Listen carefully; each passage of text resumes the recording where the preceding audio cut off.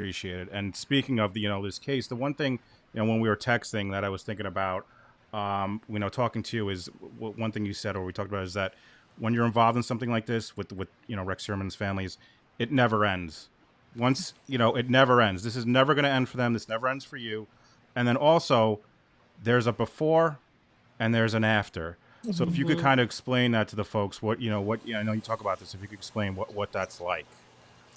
Yeah, I was talking to Mac about that, and it's been something I wrote about too a long time ago. That like before is anything before that moment, I was knocked on that door, or really was told Dad was BTK. So there's the before life of like I'm gonna call it normal life, and then people will push back at me and be like, okay, but then you're going to tell us all this other stuff that's not normal. And I was like, it was normal to me because I was born into it, right? Like, that is my normal. I didn't know any difference. I didn't know, like, anybody would be different as a father. Like, as I got older and I got to college and I was around other men, and I now, in hindsight, so after is any point after I was notified who he was, in hindsight land, we talk about that a lot. Like, I can go back and tell you all the times my dad wasn't normal, or the red flags. But honestly, when people are saying like, well, didn't Rex's family see something, or what did law enforcement miss? If unless you told me that 5 minutes before Rex was arrested on Thursday, I'm not really gonna buy it. Especially like, oh, I knew. And I'm like, yeah, you knew, that's why he wasn't like not arrested for 30 years, or Right. that's like drives me nuts. But Right. it's just how I define things. And so, like, when I'm with my family or closer friends or something, I'll say before or after, and they know what I mean. Like, I don't even have to say before the arrest or after the arrest. It's just a way of like delineating time, but it's also like before the worst trauma, after. And there's not like there's an after trauma. You're always traumatized. It's just that point of time when everything was like shifted and changed and shattered. Yeah, and could you, kind of give the folks an idea of what has happened? So today, unfortunately, we're seeing the media is swarm. The family went back to the house. The media is swarming on it. They're putting pictures, videos. I just can't imagine. And like get some of these comments where people are like, "Well, just go in a hotel or go somewhere else." It's not like these people are billionaires and they're just going to go on the Four Seasons and just ride this out. Like, can you just explain what it is, the after, like the immediate after, how it just was for you and what they must be probably going through?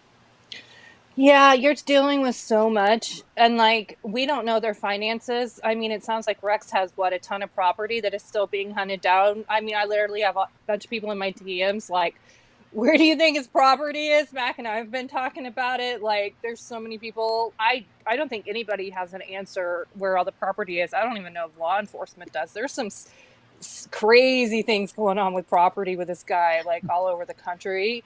Um, but like, so you're talking finances. Like, the reality is you're not just dealing with like trauma and shock of finding out who your dad is, and then you're arguing. I was arguing with the FBI. I was trying to alibi him.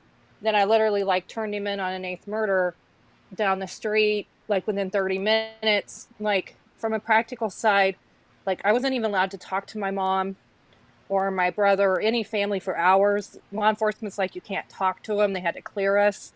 Then my mom was traumatized, and so we had to get my uncle on, like, to basically translate, because you can't put two traumatized people on the phone because they can't communicate anything to each other. This was before we had like conference calls and stuff.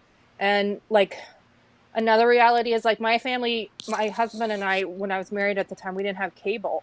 So the next day there was a press conference in Wichita. We didn't have access to it. So we had friends in Texas hold up their phones to the TV and we listened to it.